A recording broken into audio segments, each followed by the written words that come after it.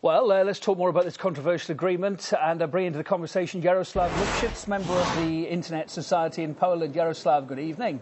Well, now, we've all lent or borrowed DVDs amongst friends, haven't we? But what you're advocating is a very different thing. Don't you feel a bit responsible for things like ACTA being forced upon us because of that? I barely can hear you. The wonders of modern technology. What I'm saying is, we've all, I'll talk a bit slower for you, we've all lent, we've all borrowed DVDs, CDs, some of us can even remember records over the years. But what you're advocating is a very different thing. Don't you feel responsible for bringing on something like ACTA? Okay, what we are advocating is a modern view on copyright and other intellectual property systems. I mean, it's obvious for everyone that those intellectual property systems does not work in a digital age. And obviously, the young people, the internet users, think that this piece of legislation is really outdated and doesn't cover their needs. And we need a new kind of law. The problem with ACTA is that the ACTA will basically freeze the system as it is now and will make it unable to change in the future. And we need the change. We don't need the change to make the system more oppressive, more restrictions, less democratic control.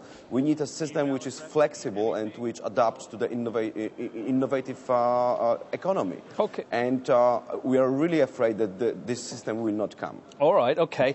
Well, I guess you're not arguing, though, against the fact that surely people who've invested in or created products that are then being freely swapped do deserve something in return for their labours. For example, if I painted a picture and then someone prints it and sells postcards of it, makes money for themselves doing that, that wouldn't be right, would it? You agree with that, do you or don't you?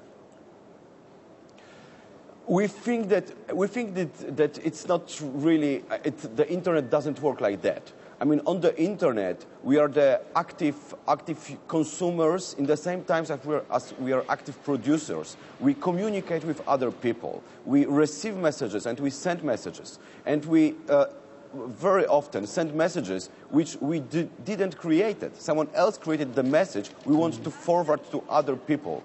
And internet is a public communication space. And this is exactly the problem. If I find a nice picture on the web and I want to show it to my friends, what I usually do is I put it on my blog. And right now this is illegal. And there is something really wrong about that. But Jaroslav, I guess this is to clamp, just sorry for me butting in a second, but I guess this is to clamp down on you stopping having advertising on your blog and maybe making money from it. That's part of the issue here, isn't it? I mean, the biggest part of the issue is that,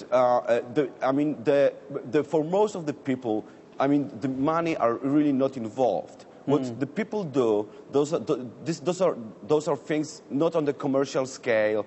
There are not money changing hands. So what we are afraid of, that the intellectual property systems are really kind of very oppressive for this kind of communication. And this is why these protests we have on the streets. People are not afraid about some bad business, and they really don't care about it. What they do care about it is about themselves, and that they may be prosecuted just for the act of the communication with other people. And with ACTA, they are pretty much right. I mean, there is a path written into this nasty piece of law, the path on putting more restrictions, and this is not the way we want to go. So what's the real aim here? Why do you think the authorities are doing this? What's the grand plan? I mean, there are certain countries which are very interested in ACTA. This is United States of America. This is Japan, and because they have a very strong businesses which rely on intellectual property laws, and they want to enforce it all over the world. And but this doesn't mean that this is good for the people. And this is why we have this protest in Poland, because people feel oppressed by that. People don't like the Polish government just doing what American companies tell the government what to do, because Polish government is supposed to work for the Polish people. OK, Jaroslav, thanks for making your point so clearly. Jaroslav Lipschitz there from the Internet Society in Poland. Really good to have you on the programme. Thank you.